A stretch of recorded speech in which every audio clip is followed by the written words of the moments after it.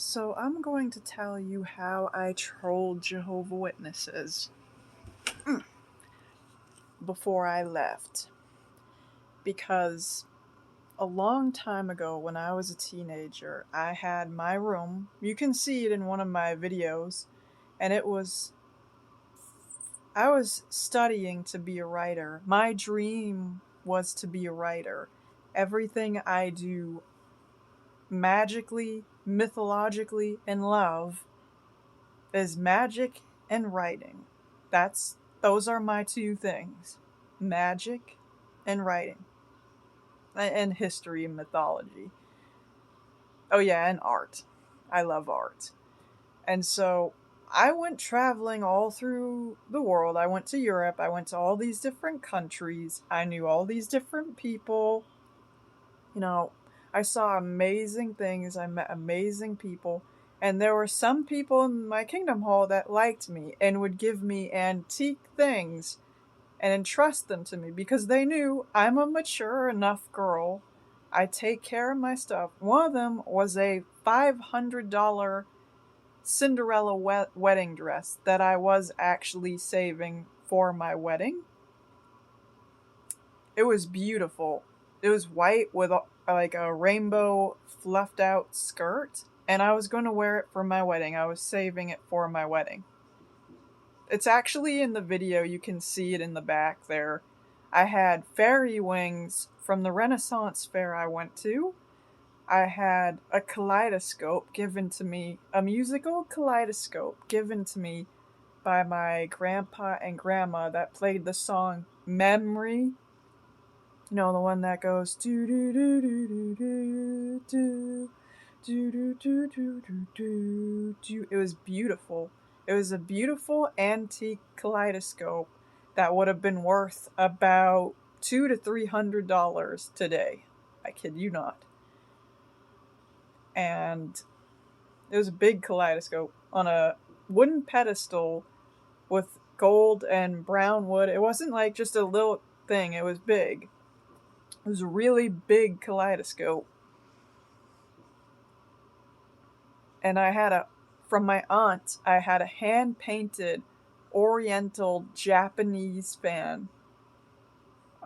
Or Asian. I don't know if it was Japanese or Chinese. I'm willing to bet it was Japanese. It was humongous. Hand painted, bamboo, costed $200, and she gave it to me, trusting me that it would be safe and taken care of.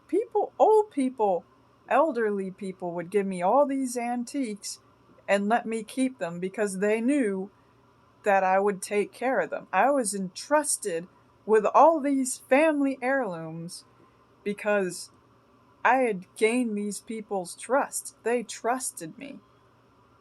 And I planned on keeping all those things until I moved out on my own and I could put them in their proper places. I had all these plans. I was going to finish my writing, start working, move out of my family's home, take all these items with me, and I would have been fine. But what they did to me was dirty. These Jehovah's Witnesses would constantly attack me for what I wear, for what I said, did, dressed, everything. And they would harass me daily. They would come over to my house, tell me I looked demonic, tell me I'm doing this. I was depressed. I had depression.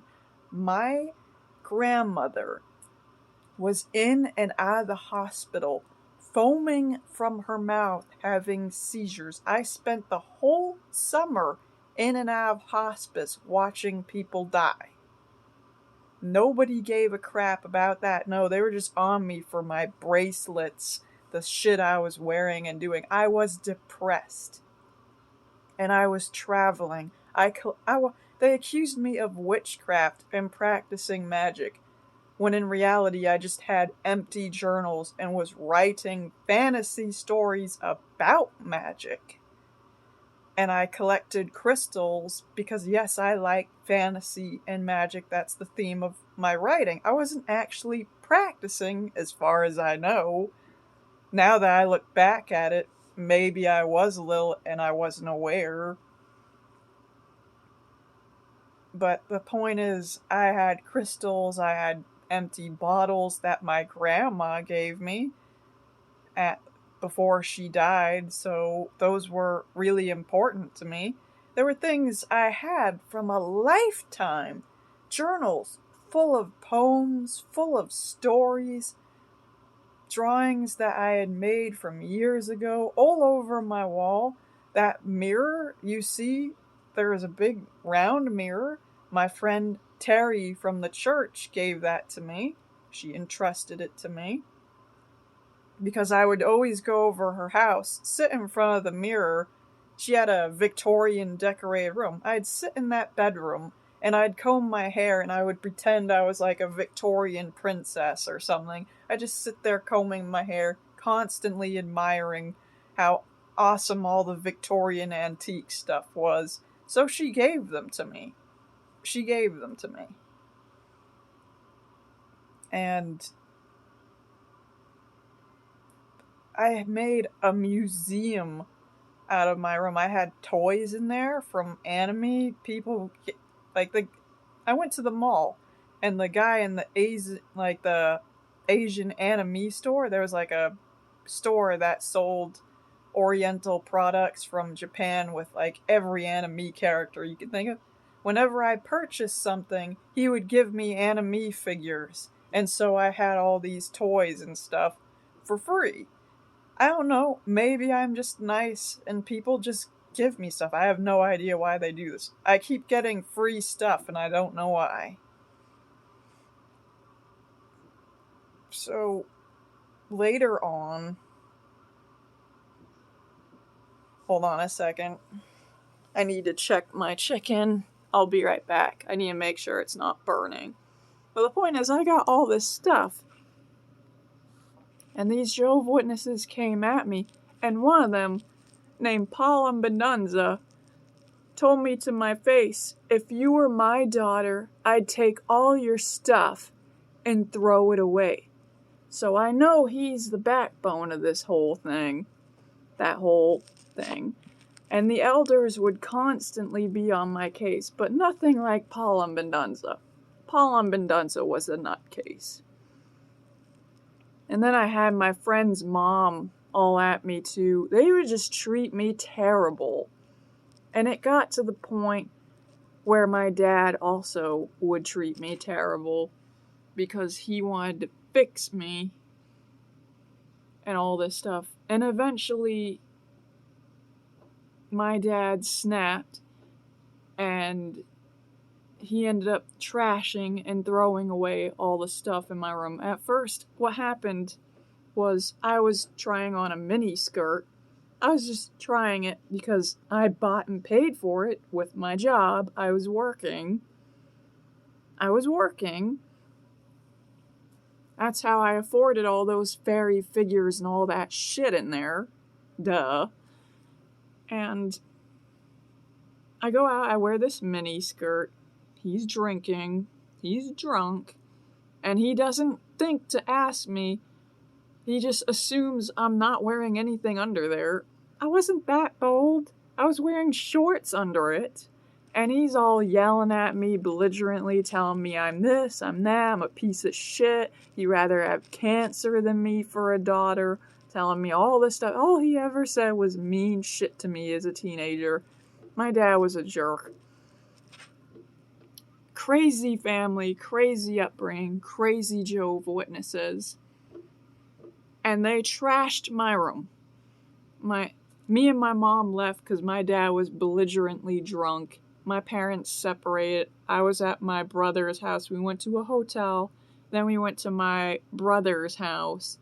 And that's where I figured I heard my dad in the background when my mom called him to see what the hell's going on. He was trashing my room, throwing away all my stuff so my uncle could stay in there. My stupid, useless uncle who steals money from his grandma. So my uncle could stay there. I don't even know my uncle. Maybe he's not stupid, I'm sorry, but it's just annoying that all my stuff got thrown away. All my clothes, everything that I worked for, that I was entrusted to, that I worked so hard for. Thankfully, I had my school paper. That was like the first thing I grabbed was all my schoolwork and a few pairs of clothes and the things that meant the most to me wicked fast. And the rest of it was gone. All of it. My room was empty. I froze all winter because I couldn't afford clothes because my mom had only her job now. I had to start looking for a job. I was very depressed. I was extremely depressed. This almost wrecked me. I froze all winter. I had nothing to wear. And what do my parents do? They get back together because my dad lies and says he has cancer and my mom believes him. They get back together. I'm forced to live there again with that man. I don't like him. I still don't particularly like him today. And so, yeah, I decided to troll the Jehovah's Witness congregation. That's why I did what I did. I eventually got all my stuff back and enough, but I spun them a big story. I told them I was sleeping with this guy. I told them this and that. I trolled them so hard. And I left them a 1-star review on their Kingdom Hall.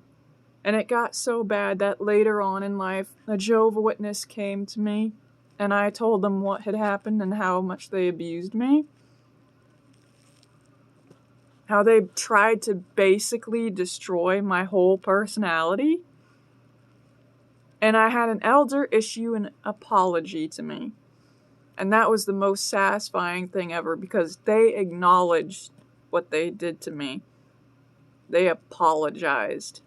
I had 2 elders apologize to me.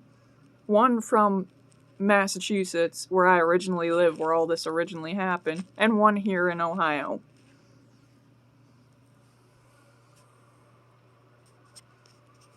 And now I have the whole room back. It's sad because I got married thinking I was going to get away from all that.